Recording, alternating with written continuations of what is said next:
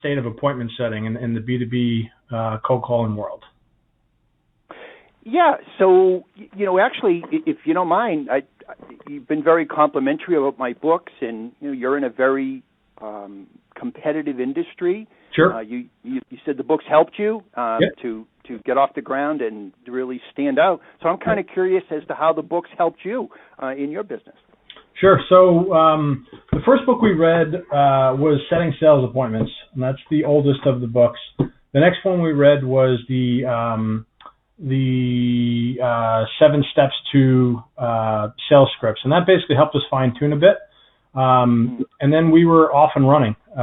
We built out lists that we wanted to target, and we built out cadences, and we use cold calling to this day. I think there's nothing better for forcefully building your business than outbound. Inbound is excellent. The deals close faster. They're easier sales. But inbound takes time, and you've got to build your brand and market. You've got to build your inbound channels for that to actually happen. So, if you're sitting back and you need that needle to start moving, you got to pick up the phone, or you got to start cold emailing, start doing direct mail, getting out into the market. So for us, cold calling has been a game changer. We've had a full-time salesperson cold calling for us now for a long time, and that person consistently sets 2 to, I think his max he set in one day was 13 appointments. So wow. Yeah, he's a beast. He likes challenges. So it's been really effective for us. On those 13, I will say not all 13 showed. Maybe 10 showed, and 8 were super qualified, and we closed some deals out of it. But yeah, I'm a fan, man. I'm a fanboy. I always talk about your books. I'm always pushing them on people. I send them as gifts to some clients. Yeah, it's been a life-changing book for us. Yeah. Well, you mentioned some things that I think are important to focus on.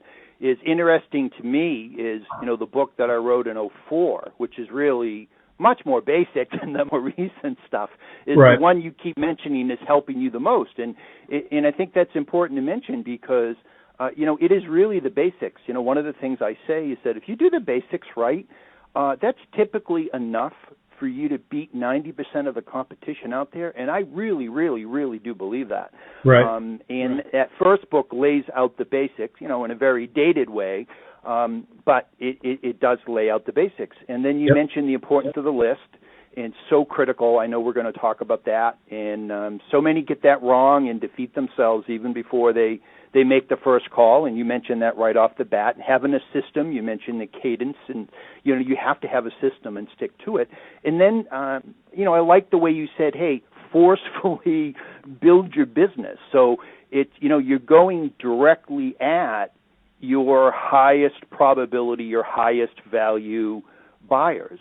And even though your system is very powerful, that doesn't necessarily mean that we're jerks or we're browbeating anybody. It just means that, by forceful, I've always thought of, the analogy of communicating scripts and having kind of a 2x4 in your hand.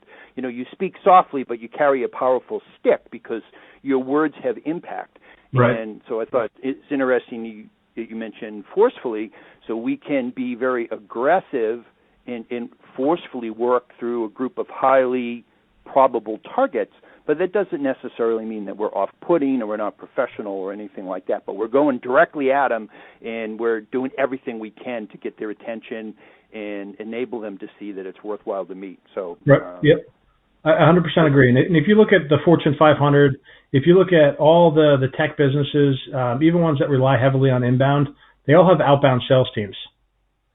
And that should tell you something. Like, I always use HubSpot as the example. HubSpot's like the golden child of the inbound marketing world. And they've got an outbound sales team that sets outbound sales appointments for their business. And that shows that when you have growth targets you've got to hit, inbound isn't the only way you should be looking to grow the business. You've got to have some, what's the word? Not momentum. What's the word? You got to get out of your chair and start making calls. You got to put your foot forward, and instead of being reactive, waiting for the leads to come in, you've got to be proactive and really dip your toe in that market and start picking up the phone and dialing. Yeah, and I also think too that what you just said about online companies that preach going online, but they also Yep. have an outbound effort.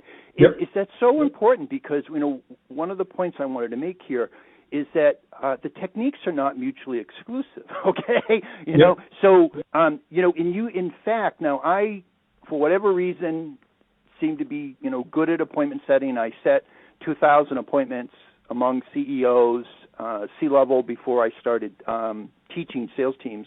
But I always say to people, look I'm not saying that appointment setting is better than the other technique. In fact, if you have techniques, marketing techniques, that deliver what you need faster and more effectively, I would encourage you to use them. So Right. you should be marketing tool agnostic, so to speak. Mm-hmm. And if appointment setting and going directly at people makes economic sense for you, then use it. And if you do use it, my God, do it right, okay? Don't, try it and have lousy scripts and call the wrong people and then say this thing doesn't work. Whatever marketing tool you use, B2B appointment setting included, if you're going to use it, do it right. Right. Do it right. So be marketing agnostic. Right. The other thing is, too, is I've always thought of appointment setting, this might be curious coming from an appointment setter, is really not about appointment setting. I've always thought of appointment setting is more about part of a business growth system. And it speaks to the importance, and I think at a lot of people who get into appointment setting, they immediately start thinking about scripts and how many times to call and all the kind of the details of getting the results. But they forget, I think sometimes, or don't pay enough attention to the overall environment in which appointment setting sits. So if a company's working the right strategy, meaning they got the big picture, they know the target market, the services they're offering, they know who's most likely to buy, and calling fits into that overall effective picture, it works.